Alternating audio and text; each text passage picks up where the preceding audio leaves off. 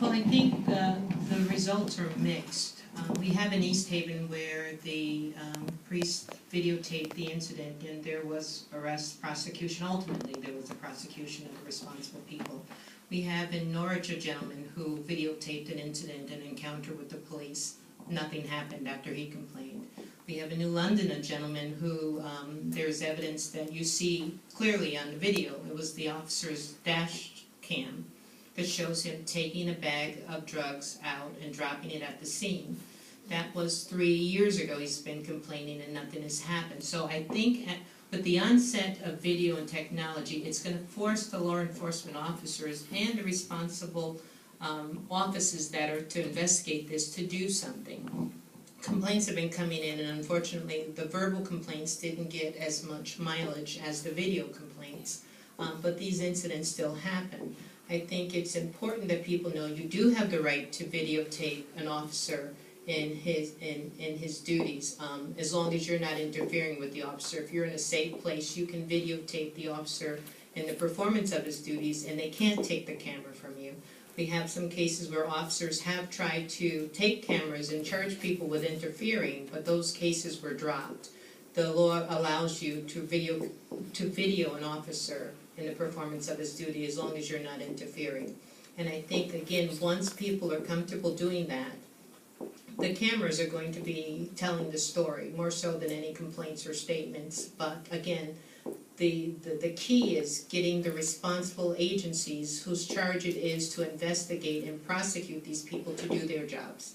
And that's what we continue to push for, and we will continue to press the Justice Department and state officials too, because in many cases the state knows that officers were not truthful in affidavits where they misreported incidents. That's a crime in the state of Connecticut. So state law has to be upheld as well as federal law. And we have to hold these agencies accountable and encourage them to do what they're charged to do. Thank you. Also, you know, behaviors change when people know they're being watched.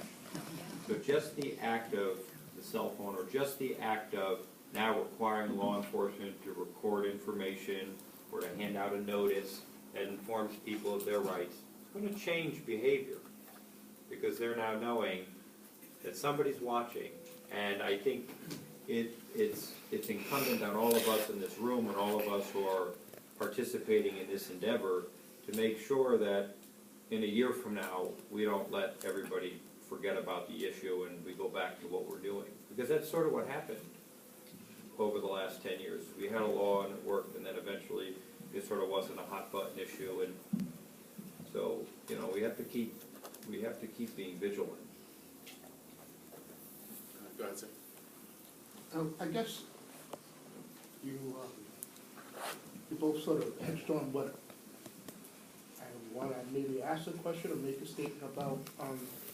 You know, we can legislate a lot of things, but the change has got to come in the individual personality. It seems to be the elephant in the room in this state particular is that this state is majority white American. Majority considers themselves liberal, and it's those liberal white Americans whose sons, daughters, and them who are perpetuating this attitude. So to legislate, you can legislate all you want, but to change the mindset, the mentality, how do you see about addressing that? I think maybe that would probably be more in the religious communities, but you know, there's a social change that's needed. Because you have laws in Connecticut, and we've had these moments where, you know, you have you take 2 steps forward, but then Connecticut always takes 3 steps back. And, you know, the ACLU has been fighting this all over the nation. I'm a former board member of the ACLU in Maine. And people laugh at me when I say I'm more comfortable as a black man in Maine than I am in Connecticut. And it's a reality.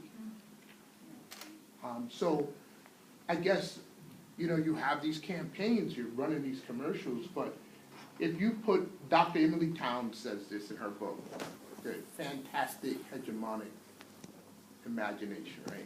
If you put white America where they already feel threatened, because the complexion of America is changing. They're gonna fight back. How do you get them to come forward? How do you get more white Americans into these rooms to have open discourse and dialogue, civil dialogue about this?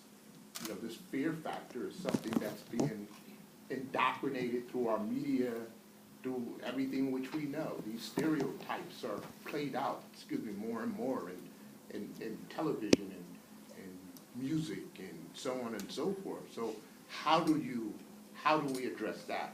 Because you can legislate everything you want to legislate. The one lady said about people immigrating into this nation, and I smiled.